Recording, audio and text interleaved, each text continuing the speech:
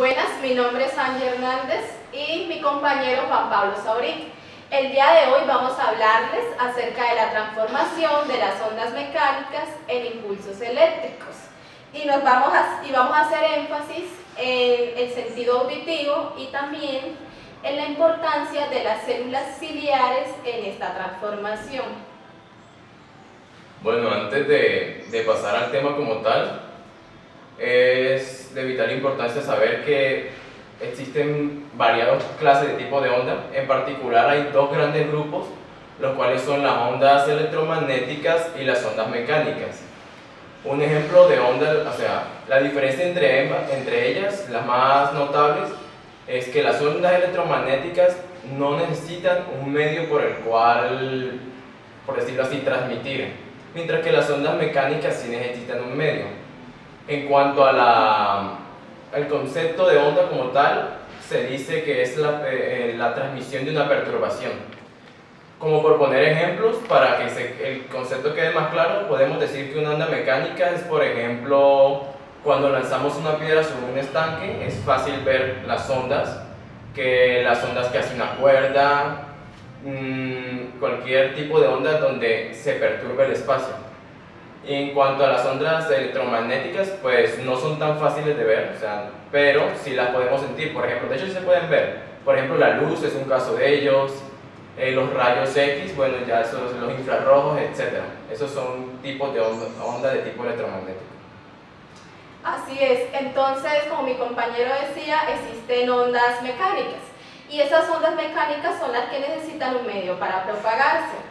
Ese medio puede ser líquido, gaseoso o sólido. Y aparte de eso, también, a su vez, estas ondas mecánicas tienen otra clasificación. Se clasifican en dos, en ondas transversales y en ondas longitudinales. Las ondas transversales es donde la perturbación es perpendicular y las ondas longitudinales es donde la perturbación va a ser de manera paralela. Esta clasificación se toma en el sentido de la dirección en la que va a ocurrir la propagación, ¿sí? En esta presentación nos vamos a centrar, por así decirlo, en las ondas sonoras. Y la información que les dimos anteriormente era para colocarlos un poco en contexto, porque las ondas sonoras son ondas mecánicas y a su vez ondas longitudinales.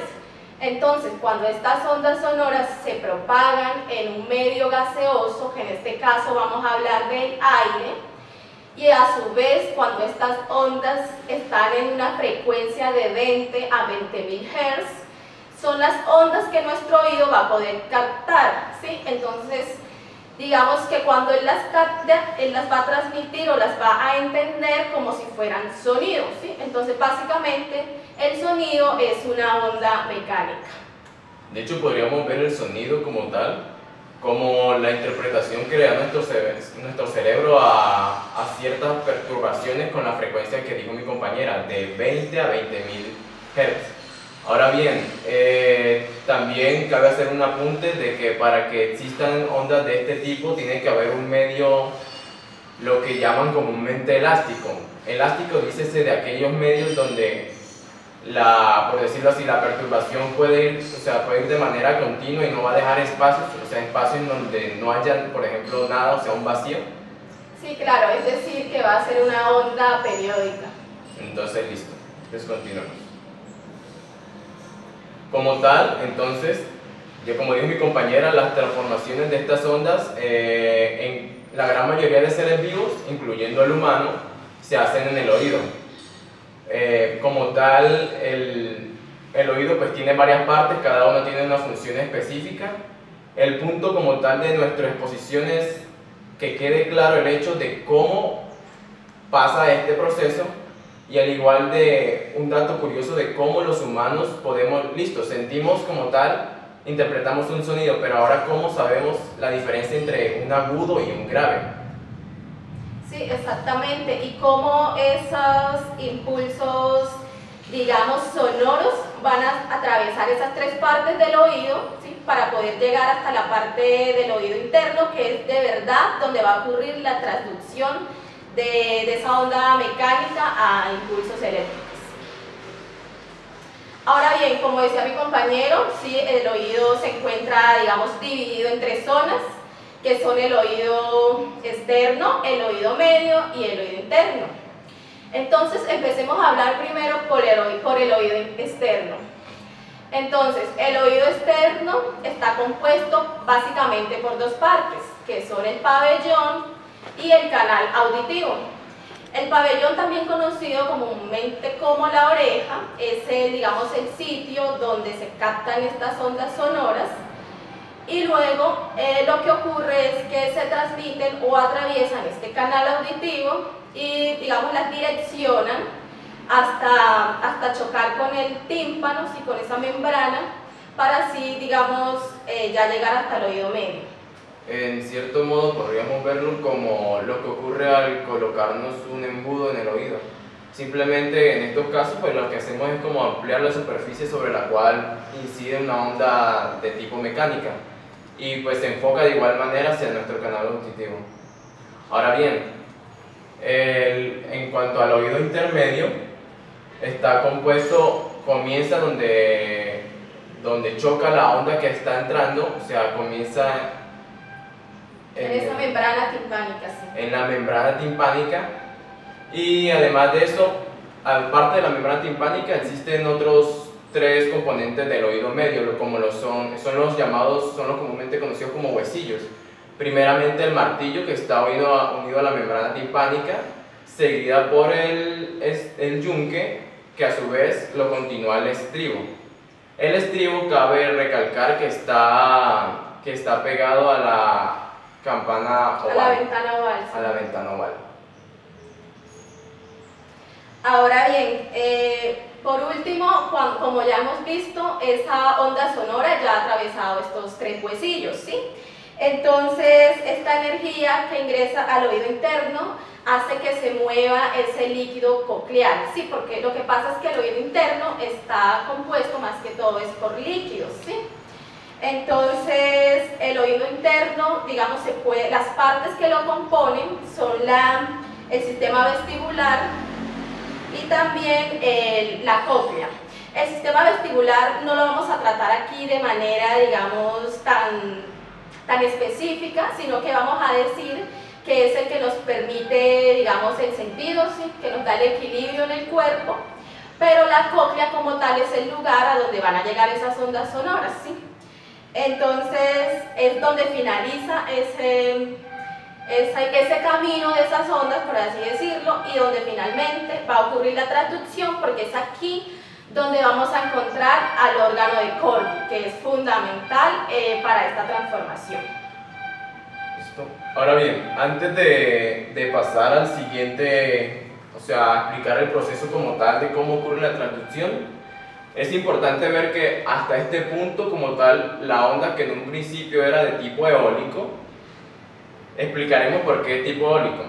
Digamos, sabemos que el sonido como tal necesita un medio de transporte, o sea, un medio para propagarse. En este caso, el aire que nos rodea. Ahora bien, como tal, la columna que pega en nuestro tímpano es netamente aire. Este en sí llega ahí como energía eólica. Ahora bien, hace vibrar el tímpano de tal manera que dicha vibración se la transmite al primer huesillo que está junto a él, el cual es el martillo. El martillo a su vez le transmite esto al yunque y el yunque le transmite esto por último al estribo. Sí, digamos que en este caso lo que ocurre es que es como una transmisión en serie de esa onda sonora. Pero fíjense que en este punto ya no es eólica como tal, ya la energía se ha transformado en energía cinética. En energía cinética, sí, energía mecánica de tipo cinética, debido al movimiento.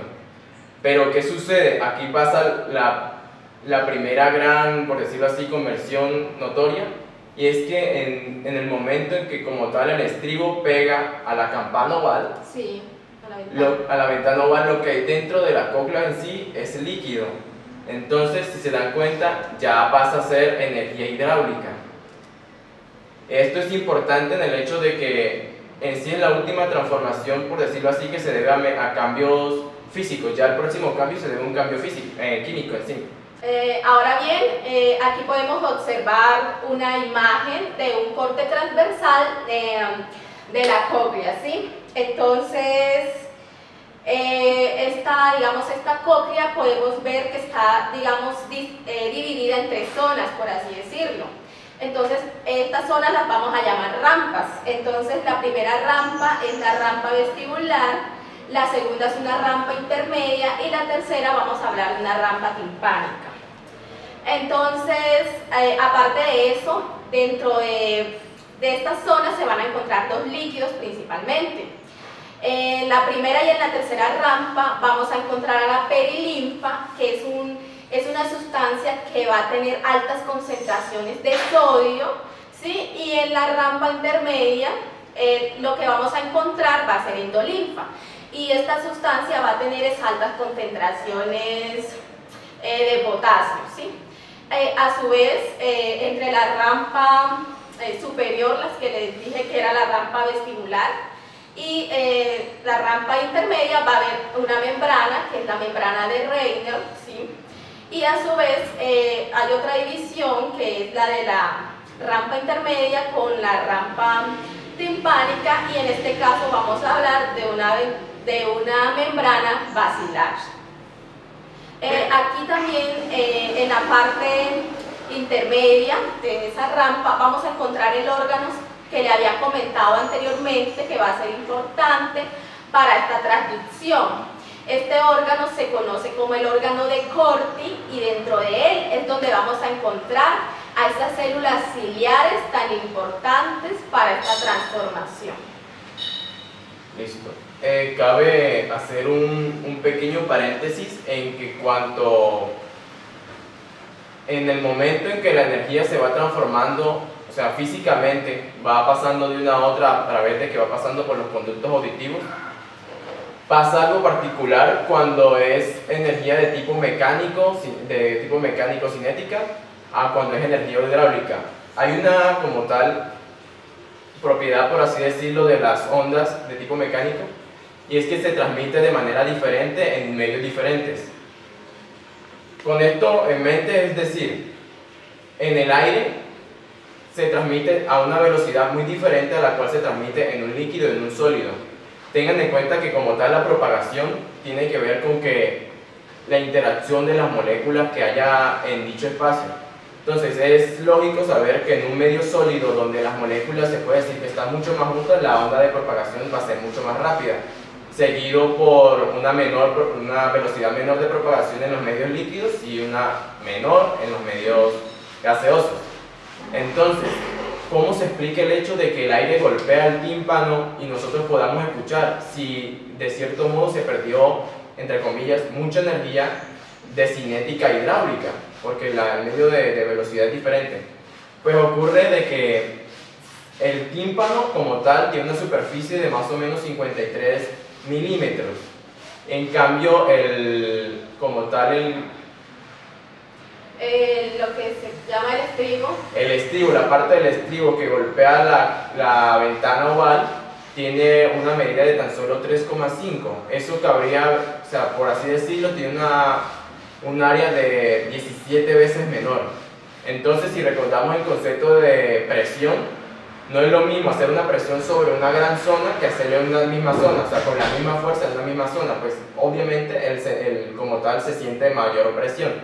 Eso sumado a de que como tal las uniones de los huesos, de los huesillos, hacen como efecto de amplificador, de tal manera que la energía que llega por la vibración del tímpano aumenta en un 1,3, y eso sumado de que disminuye la superficie de contacto.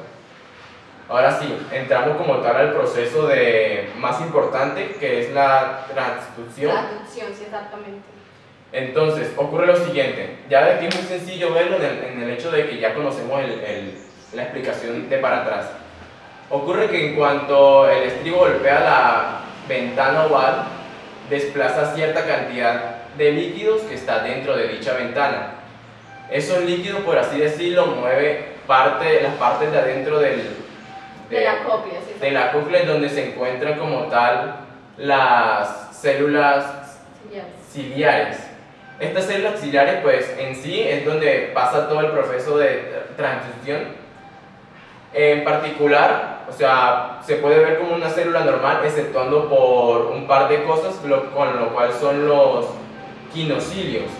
Quinocilios son las pequeñas porosidades que pueden ver, o sea, las figuras con formas tubulares que están sobre cada una de las células. Los tres pequeños se llaman quinocilios, el último se llama esterocilio, al revés que diga. Los tres pequeños se llaman esterocilios, el grande se llama quinocilio. Entonces, lo importante de ellos es que cada uno está unido. ¿Puedes cortar eso? Para que vuelva a repetir la parte de la oportunidad.